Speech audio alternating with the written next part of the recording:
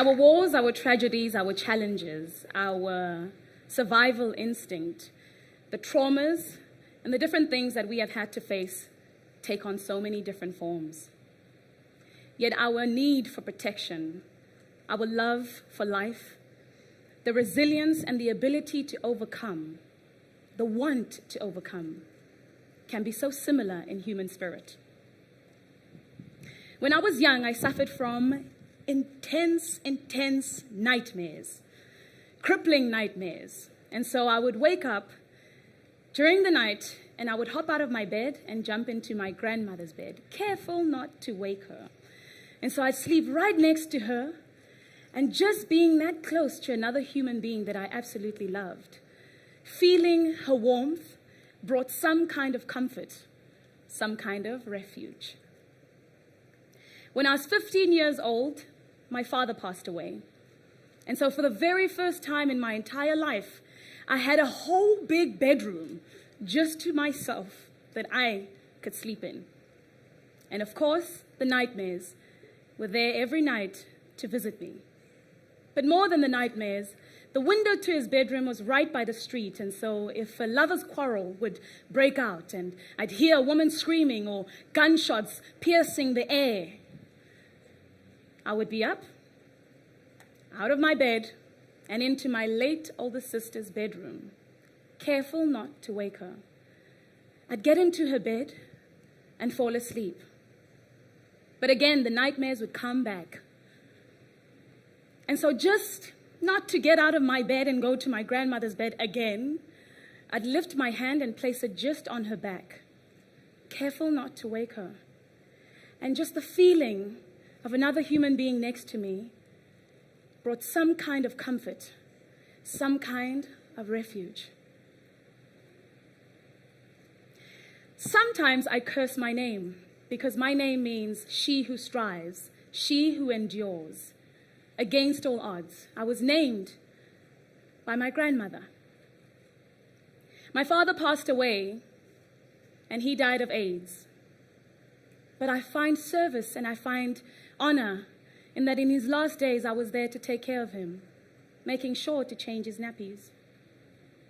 My grandmother passed away and I was there to take care of her. I remember those last moments as a moment of not just refuge, but a moment of knowing that someone somewhere was going through something much deeper. But every morning, I live my life with a simple rule. I wake up, I have a cup of coffee, I have conversations with people who will remind me that my life is real, that I am real. I don't have conversations with people who will make me believe that life after this moment, that life after tomorrow is not possible. Because every day, I need someone to remind me that I am real. My life is real, and everything that I have survived is real. Betty's life is real too. Betty is my friend. Hi, Betty. Betty is my friend. Betty is from South Sudan. She is a refugee, and she is thriving. Betty is a mother, she is a sister, she is a friend. Betty is pregnant, heavily so. But Betty is also a mom to a 3-year-old toddler, and his name is Marcello. Marcello is possibly one of the brightest 3-year-olds that I have ever encountered. And in their home, something beautiful hangs against the muddy walls. It is a heart-shaped tinsel that they made for Marcello when he was celebrating his 3rd birthday. Kind of like Victoria in the south of the Hamptons, who has a stunning chandelier as soon as you enter her entrance hall, darling. Marcello does something very smart. Not something he invented, but I think he saw his mother do one too many times. Oh, that's Esther, by the way. The little girl? She's here.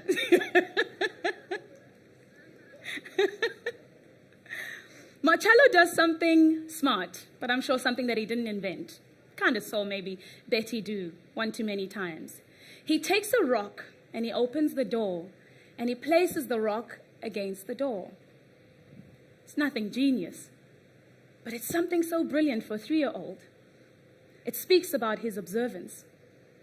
Betty smiles and looks down at Marcello. She rubs her belly.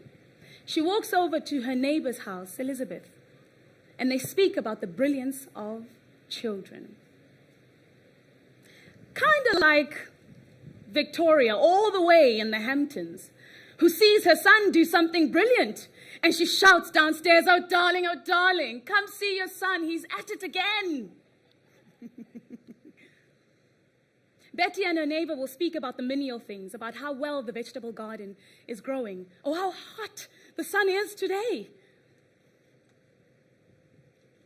Maybe that day, potential donors will come to Betty's house, and they will ask and prod and look. They will look at Betty and they say, what do you need? And Betty will not ask for a car. Betty will not ask for a bicycle. She will not ask for curtains. She will not ask for a brand new king-size bed. No, Betty will simply rub her belly and smile and say, all I need is for Esther to come out now because I need sleep. But if you ask Betty's neighbor what she needs, she'll probably tell you, I need a solar light so that I can be able to see into my home, because when it's dark, I keep bumping my things.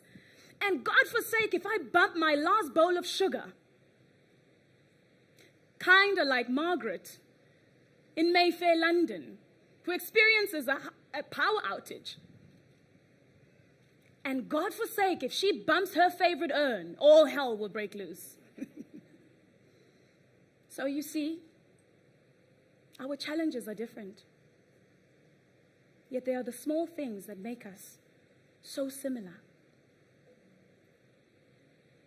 Another refugee may ask for stronger connection for Wi-Fi. Another, his cushion. Please, a brand new one for my wheelchair because my bum is sore now. Because after the war, after the crises, after the tragedies, after the traumas, after everything has happened to us, life must go on because we are here. We must rebuild. We must restart. Have you driven through Kakuma? Have you seen the vibrancy? Have you seen the bright smiles? Have you seen the young little kids who wave at the cars and do funny things? Just that seed of life, that restoration of dignity to say we are people beyond the label. And so I would like to tell you about a community that I'm a part of. It's called LuQuLuQu. The word doesn't mean anything, please don't ask me. But I think somebody clever made it up. LuQuLuQu is an inter-African online community that seeks to lift the physical and mental borders, which are the true obstructions and the true objections to the togetherness that we seek. Not only as Africans, but as global citizens. We want to lift the lid of invisibility. We want to shine the light of the everyday refugee, my brothers and sisters, my displaced kin. We want to change the narrative of even just the word, let alone the meaning of refugee.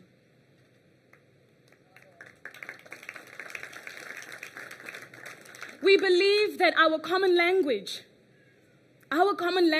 is the ability to overcome. Our common language is resilience. Our common language is hope. Our common language is togetherness. But most importantly, our common language is LOVE, love. And so we are here. We are here to say that our displaced brothers and sisters, our displaced kin, say, please don't walk into my muddy home and look at the walls with droopy eyes and sadness. No, do not miss the history, because I have a portrait of my husband and I getting married. I have a heart-shaped tinsel that I made for my son when he turned 3. Question me about that. Ask me about the fact that this home has birthed love, has birthed joy and laughter and turmoil and triumph. In fact, do me a favor, come to the stall at the market and buy a packet of mangoes. In fact, even if you're not going to buy it from me, buy it from my neighbor John. His look quite ripe today. So he's giving me tough competition. Even if you're not going to eat those mangoes, or lest you contract some kind of disease in disease-ridden refugee camps. Support my effort in surviving, support my effort in wanting to rebuild, support my effort in having a new hope, because a new dawn is here. And so I know that there's a tendency for us to ask each other why we support certain causes. And I suppose I support this particular human experience, this particular human story, this particular human cause, because I myself am somehow inherently a refugee. If you think about my grandmother, who was abducted at a young age and forced into child marriage, and a couple of years down the line, she thought there's no way. There must be a new dawn somewhere and a new hope. And she ran away. And she started in a new land, amongst a new tribe that was very averse to her kind, and rebuilt. And that here I am, the generation that is still watering the tree of the seed that she planted. One of my favorite things about her, and lessons that she taught me, she had a thing for broken mirrors. And of course, as a child, I'd say, but Gogo, why don't you just throw it away? What's the purpose of it? And she'd always say, pick up that mirror, look into it. Can you still see your reflection? And I'd say, yes. And so she'd say, you see, even in its broken form, it still serves its purpose. It still does what it must do. It can reflect an image and reflect a light. Dharma. Dharma is a Hindi word that means purpose. I believe strongly, fiercely, that my purpose is for this human cause. And I urge you today to think about a theater where a body is being, what do? Operated on. Think of the bed, think of the sheets, think of the tools, think of the bowls, think of the water, think of the staff that is needed, think of the surgeon. Think of the wound. That body is humanity. I can only but hope that you don't think you don't serve a purpose in that room. You can be the tool that the surgeon needs to operate on that body being humanity. You can be even the surgeon. I choose to be a surgeon for humanity.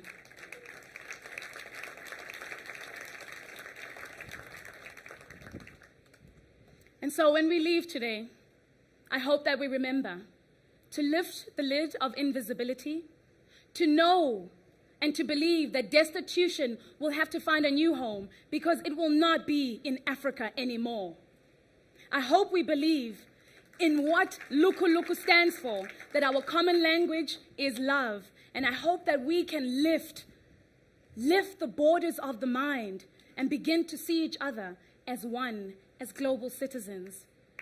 And that our Dharma is more similar than we think, more than you think. So what's your purpose for being here? What role are you playing in the operating room? Goodbye, surgeons of humanity.